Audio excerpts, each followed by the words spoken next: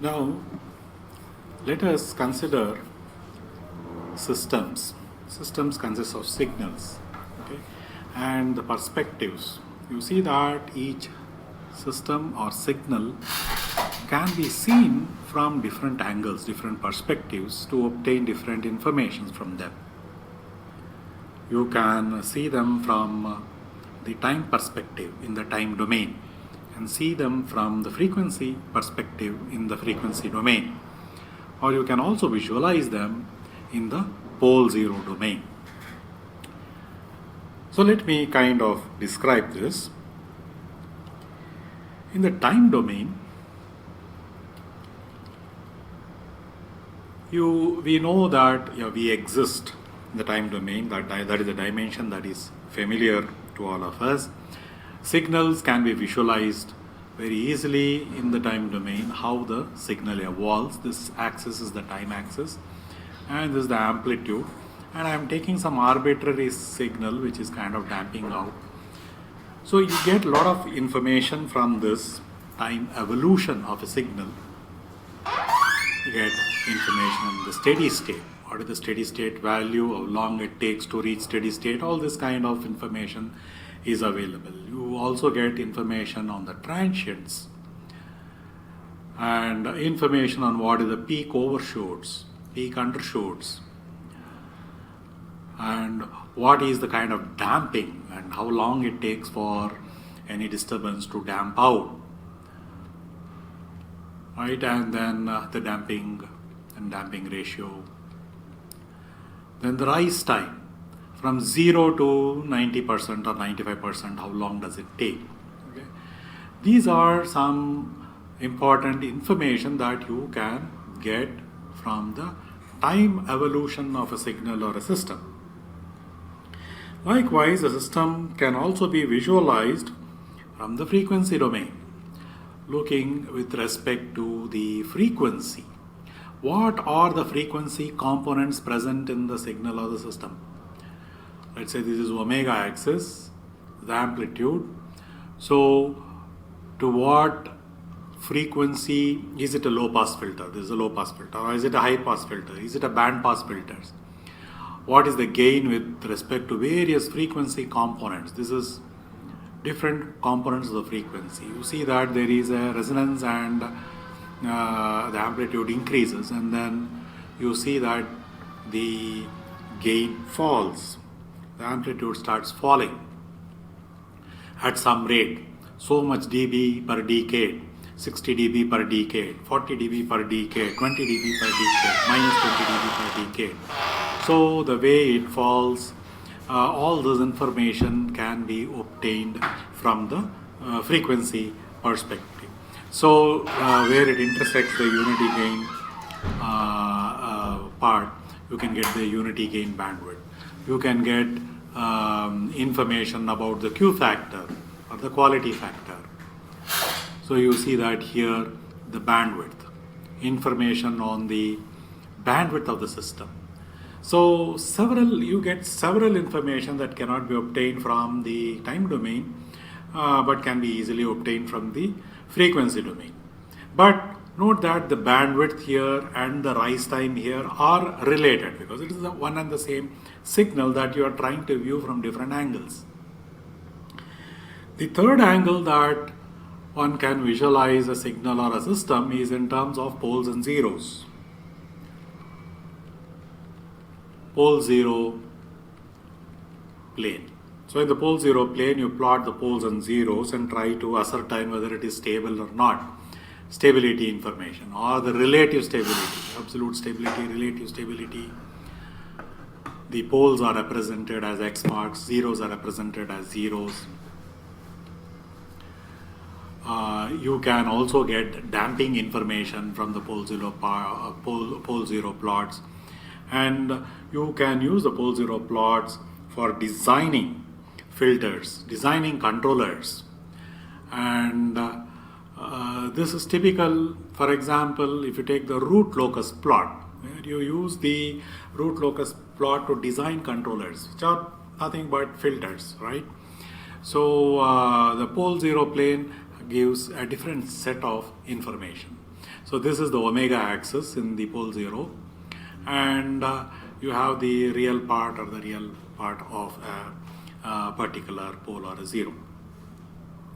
So a lot of information can be gained using different perspectives, but the signal is the same and it is one and the same, and in order for us to get the information, you try to transport yourself to different domains, and you should know how to go from time domain to frequency domain to pole 0 to frequency, or pole 0 to time. This transition from domain to domain, you should be knowing how to do that so that you can understand that particular signal as best as possible. Okay. So keeping this in mind, let us try to gather the various essential tools that we can use for analyzing a signal in the discrete domain. So the system perspectives, as we saw, the three main domains which are used to visualize a signal, right? So the system, I am going to split them into three important domains. One is the time domain, and you have the frequency domain, and the pole 0 domain. These three domains are the main domains which are generally used to visualize a particular system. It's the same system but seen from different perspectives.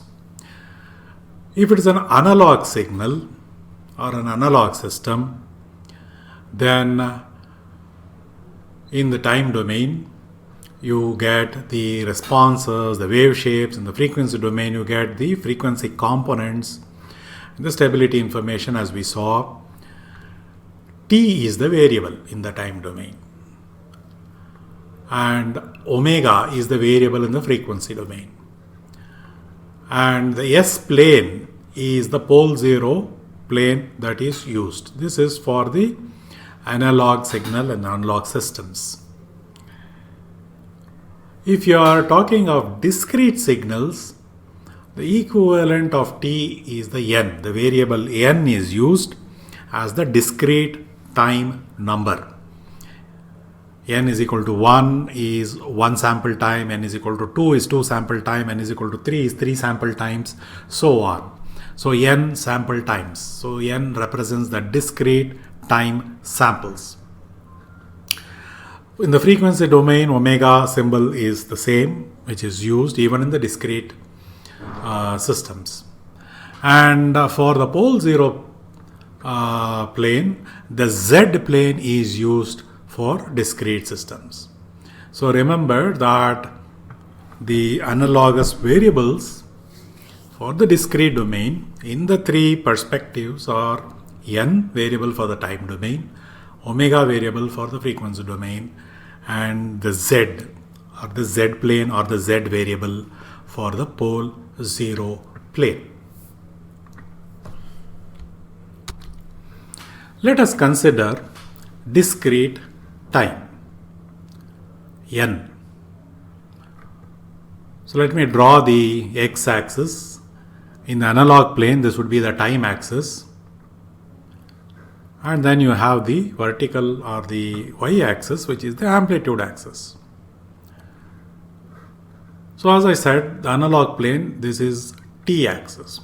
The equivalent of the time axis in the discrete plane would be, I will draw another axis, green in color, and I will call that one as the n-axis. N is the discretized equivalent of the analog time t. So if you say this is 0 time, this is the 0th sample in the n axis. So as time progresses, after one sample time, t is the sample time or the sampling period. After one sample time, I make a mark. This is 1. After 2 sample times, I have another tick mark. 3 sample times, another tick mark. So on. 5 sample times. And so on, you keep going. Kth sample time, you have kt as the variable. So this is the n axis in terms of discrete sample points, where the distance between the two tick marks is t, which is the sample time or the sampling period. So in the discrete system, our x-axis is n-axis, which represents the discrete points in time when a sample is taken. Now consider an impulse. So an impulse is actually not a practical time wave. It is something imaginary. It is a impulse which occurs at 0 time for unit amplitude, having unit area. This is a unit impulse, and it has a special symbol delta, and within the parenthesis is the variable n, which is the axis variable. Delta with axis variable n, and this occurs at 0th time of that axis variable. So now if I take another coordinate system itself, where you see that my y-axis is positioned not at 0, but this is positioned at 1t. I have actually moved back. I have moved back this n axis variable in such a way that the y-axis is positioned on 1t. The unit impulse is there. So what should be my x-axis denomination is n minus 1, because when n is equal to 1, it is 0.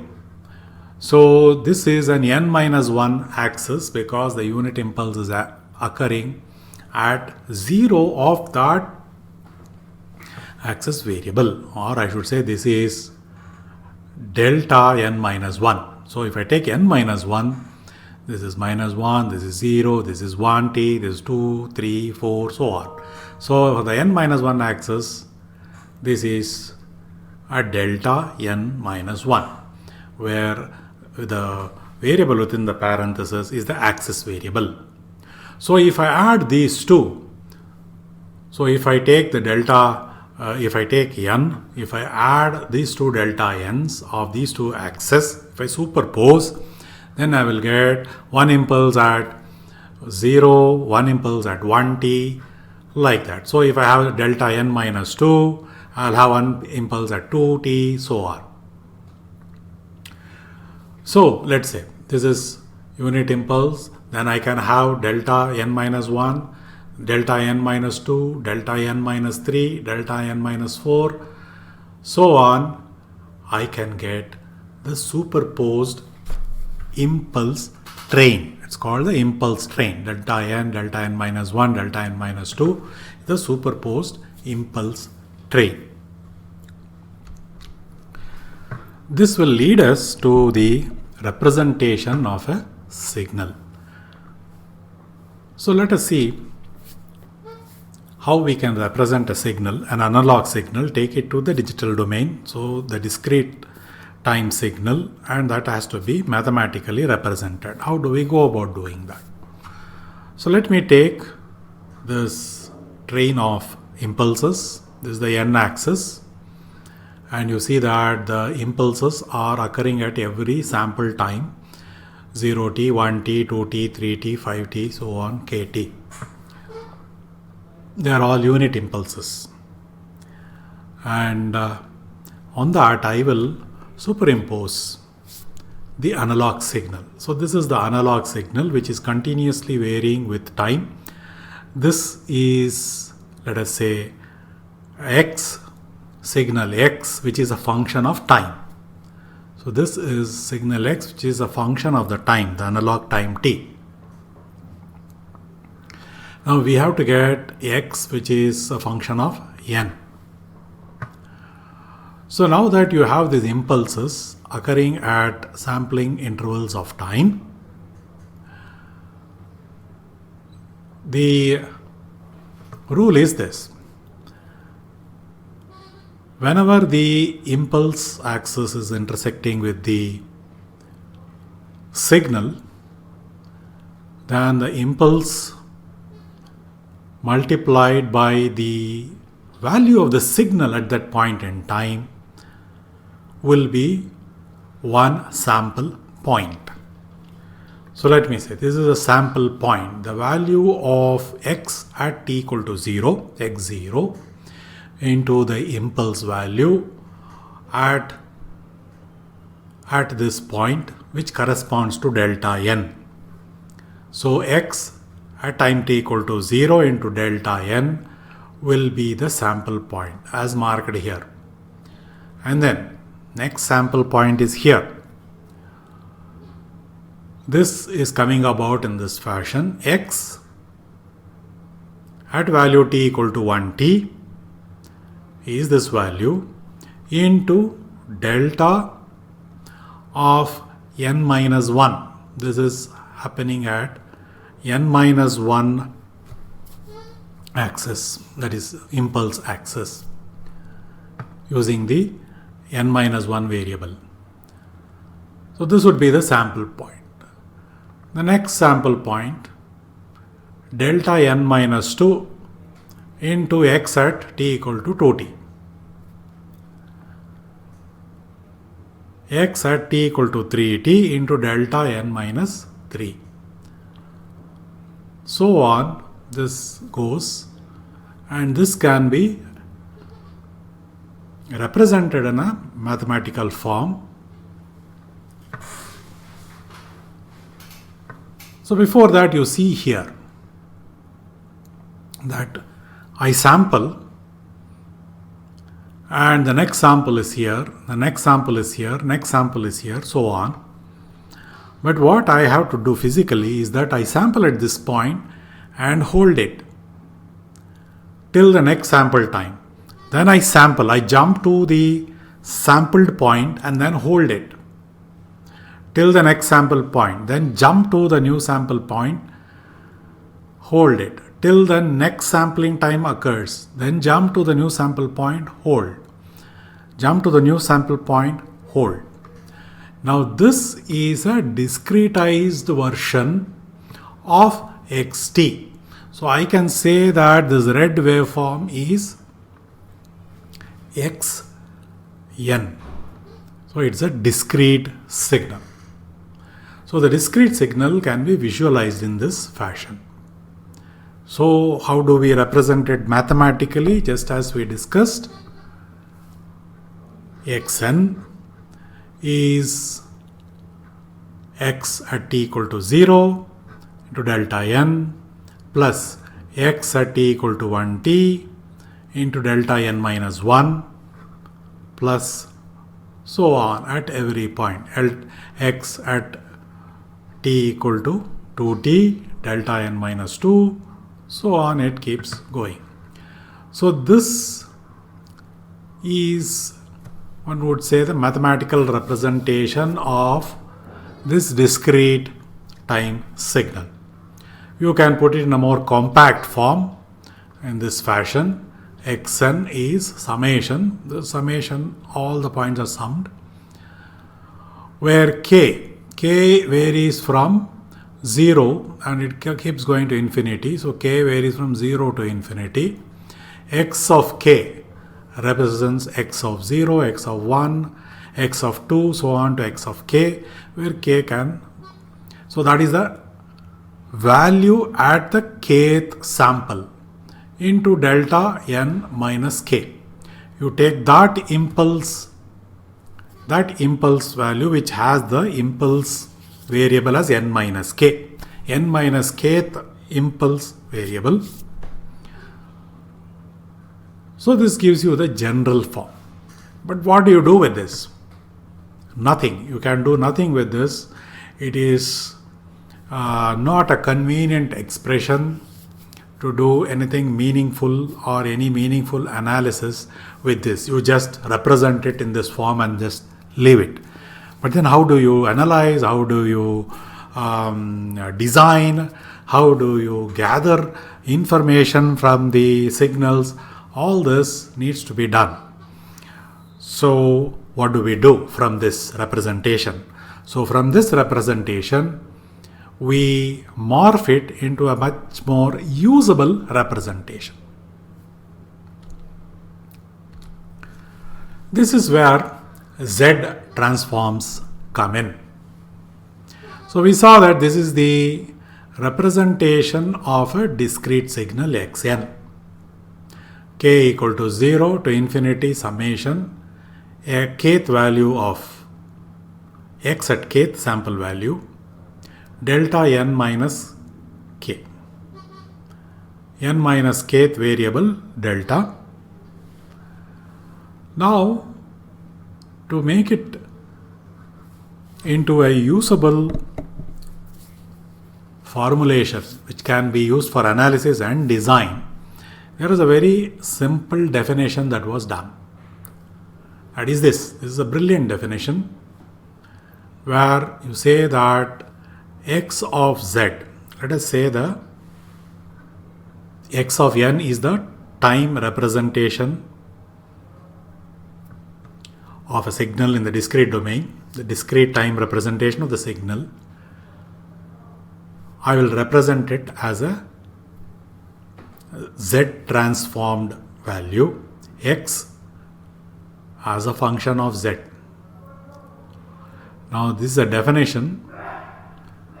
Whatever this was in the discrete time representation, it is almost similar, except that delta n minus k is transformed into a polynomial in z, z to the power of minus k. Now this is the important, significant and brilliant transformation. Delta n minus k, which is difficult to do anything further in terms of analysis and design, has been morphed into another symbol z, z to the power of minus k, which has converted this entire equation into a polynomial in z. And that is the key transformation that we look for. So this is the z transformed equation or mathematical representation of a discrete time sample system or a sample signal.